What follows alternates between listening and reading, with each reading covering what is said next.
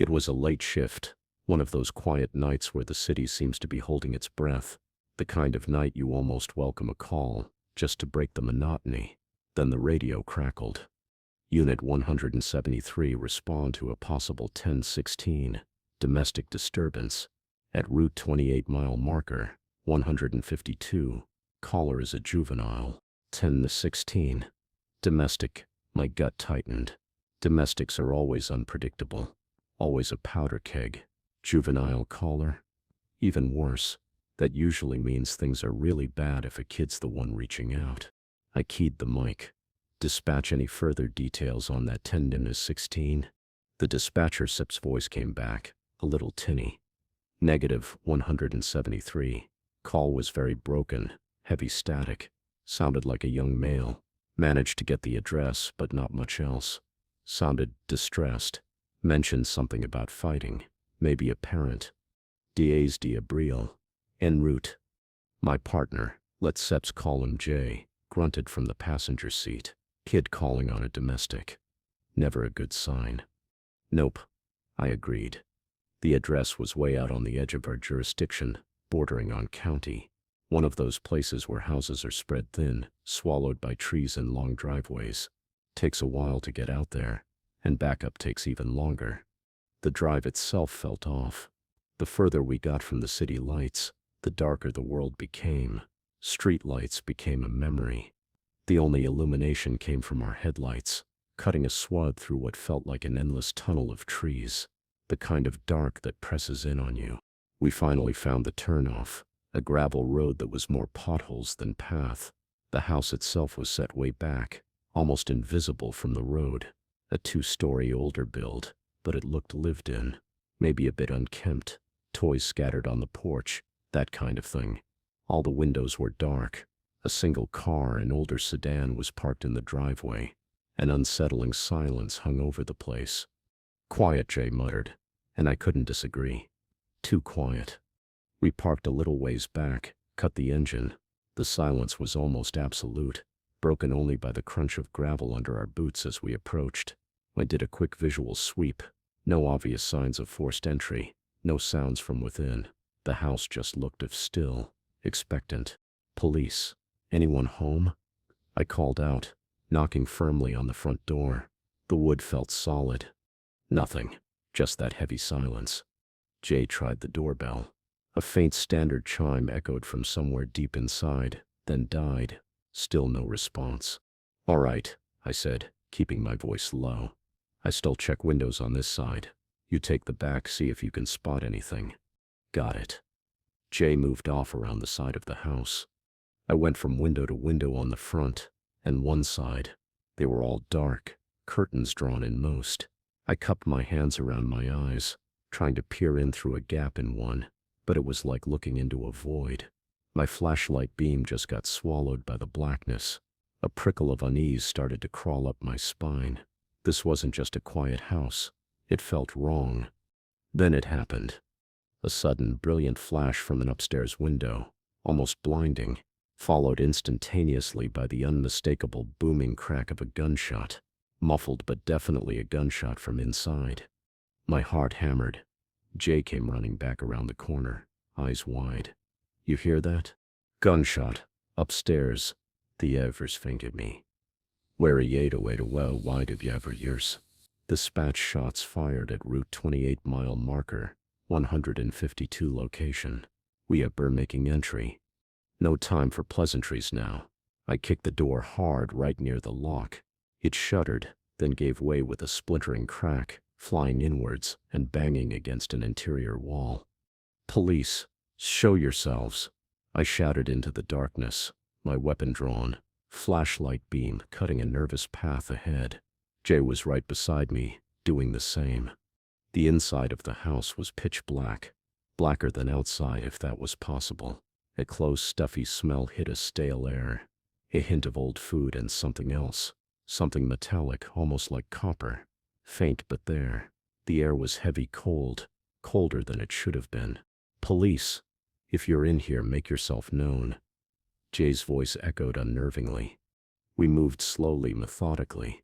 Standard room clearing, what we're trained for. Flashlights darting into corners, weapons ready. The silence was back, thick and oppressive, broken only by our own breathing and the occasional scuff of our boots on the hardwood floor. Anyone who fired that shot, come out slowly with your hands in the air, I commanded, my voice tight. Still nothing. It felt like we were shouting into a vacuum. We cleared the small entryway, moved into what looked like a living room. Furniture was ordinary, if a little cluttered. A TV, a sofa, kids' toys scattered on the floor. It looked like a family lived here. A family that had suddenly stopped. Then a flicker of movement in the periphery of my flashlight beam, at the far end of a hallway leading deeper into the house. Freeze! Police! A small figure, a kid, darting across the hallway, looked like a boy, maybe 10 or 12. He was running, desperation in his movements, his small face a pale blur in the split second I saw him. Before I could even process it, before I could shout another command, another figure stepped out from a doorway just beyond where the kid had run. Taller, older, holding something long, a shotgun. My blood ran cold. It all happened in a split second. The older boy, teenager, maybe raised the shotgun. Another blinding flash, another deafening roar that seemed to suck all the air from the hallway. The little kid crumpled, just dropped, like a puppet with its strings cut. No, I screamed, raw, instinctive. Jade and I both opened fire. Our service weapons barked muzzle flashes momentarily illuminating the horrifying scene. We emptied half our magazines at the figure with the shotgun. Our bullets, they went through him. I saw them, saw the rounds pass through his form as if he were made of smoke, impacting the wall behind him with dull thuds. He didn't even flinch. He just stood there, the shotgun still smoking. Then he turned his head, slowly, and looked right at us. I couldn't see his face clearly in the shifting flashlight beams, but I felt his gaze, cold, empty. He raised the shotgun again, leveled it at us. Jay and I both braced, instinctively flinching, expecting the impact, the pain. He fired, the flash, the roar. Nothing. We were still standing, untouched. Adrenaline coursed through me, hot and sickening. My ears were ringing. And then he was gone. The older boy, the shotgun, vanished. Just not there anymore. I swung my flashlight wildly. The hallway was empty. Jerry was doing the same, his breath coming in ragged gasps. What the hell was that? He stammered. My light found the spot where the younger boy had fallen. He was gone too. No body, no blood, nothing. Just the clean floorboards and the pockmarks on the wall where our rounds had hit. My mind was reeling. Hallucination, mass hysteria? But we both saw it. We both fired our weapons. The smell of gunpowder from our guns was thick in the air, mingling with that faint phantom scent. Did we just imagine that? I asked, my voice barely a whisper. No way, Jay said, his voice hoarse. No damn way, I saw it. I shot at him. We stood there for a long moment, the silence pressing in again, now laced with an icy, unnameable dread. This wasn't a domestic. This wasn't anything we'd ever trained for. We need to clear the rest of the house, I said, trying to inject some normalcy, some procedure back into the situation, but my hands were shaking. Check upstairs. That's Sep's where the first shot came from. Gay nodded, looking pale but resolute. Right. We moved towards the stairs, every creak of the old wood under our boots sounding like a gunshot in the oppressive silence. The stale air smell was stronger up here. Each step felt like we were descending further into a nightmare, not climbing. The upstairs landing was small, leading to a few closed doors. We checked the first one, a child's bedroom, clothes strewn about, posters on the wall, empty. The second, a bathroom, towels on the floor, equally silent. The chill in the air seemed to deepen. The last door at the end of the hall, it was slightly ajar. I pushed it open slowly with the barrel of my gun, Jay covering me. My flashlight beam pierced the darkness. A bedroom, a large bed in the center, unmade, and on the bed, two shapes, vague outlines under a rumpled duvet. As my light hit them, The scene replayed. The older boy was there again, standing beside the bed, shotgun in hand. He looked younger. Somehow, his face contorted in something that wasn't quite rage, wasn't quite pain, more like a terrible hollow resolve. He raised the shotgun, aimed it at the figures in the bed. "Don't," I yelled, even though some part of me knew it was useless. He fired. Once, twice. The flashes lit up the room, the roars deafening, the figures on the bed, they didn't move. Then he turned, that same slow, deliberate turn, and he saw us, standing in the doorway. There was no surprise on his face, just that same chilling emptiness. He raised the shotgun towards us again, fired. Again, the flash, the roar. Again, nothing hit us. And then, just like before, he flickered and vanished. The figures on the bed, gone. The room was empty. No bodies, no blood, no spent shells. Just the lingering smell of phantom gunpowder and the suffocating weight of what we'd just witnessed. Twice. This was madness. Sheer, unadulterated madness. "Okay," Jay said, his voice strained. "I'm officially losing my damn mind." "Me too," I managed. "Let's try dispatch again." I fumbled for my radio. "Dispatch, 173. Can you copy?" Static. Thick, impenetrable static, like the call that had brought us here. Jay tried his. Same result. Comms are out. Completely jammed. We were alone in this house. Utterly alone with whatever this was. "We searched this place top to bottom," he said, my voice harder than I felt. "Every inch. There has to be an explanation." We did. We went through every room, every closet, the small attic space, the unfinished basement. Nothing. No bodies, no fresh bloodstains, no weapons, no signs of a struggle beyond what we'd seen happen. The house was just a house. A recently lived-in house where something terrible had clearly occurred, but all physical evidence of the victims and perpetrator had vanished, leaving only these impossible echoes. It was like the house was a stage and we'd stumbled into a performance of some horrific, never-ending play. Exhausted, frustrated, and deeply, deeply unnerved, we ended up back in that upstairs bedroom. Jay walked over to the window, the one where we'd seen the initial flash. He stared out into the moonlit backyard. The moon was high now, casting long, eerie shadows. He was quiet for a long time. Then, "Hey, come look at this." I joined him.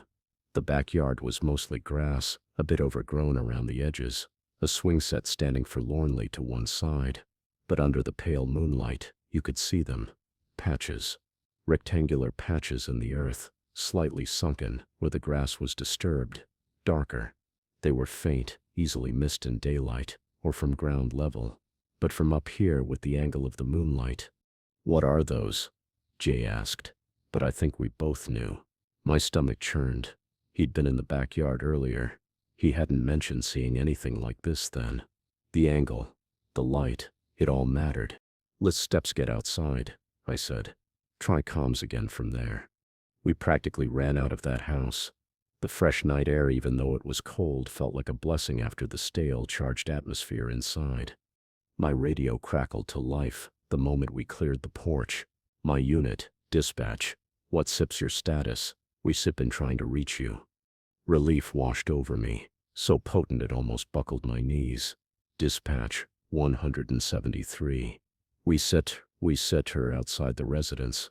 We need backup, and CSI, and maybe a priest. I don't know." "What STIP's the situation?" 173. I took a deep breath. "Dispatch, we have what appear to be graves in the backyard. Multiple." The silence on the other end was telling. Then 10-4, 173. "Backup and relevant units are en route. ETA 20 minutes. We waited, flashlights trained on those patches in the backyard, the house looming dark and silent behind us. It felt like it was watching us. When backup finally arrived, along with the detectives and the CSI van, it was like a dam bursting. The sheer normalcy of other officers, of procedure, was a lifeline. We gave our preliminary statements, trying to make sense of what we'd seen, leaving out the The impossible parts for now.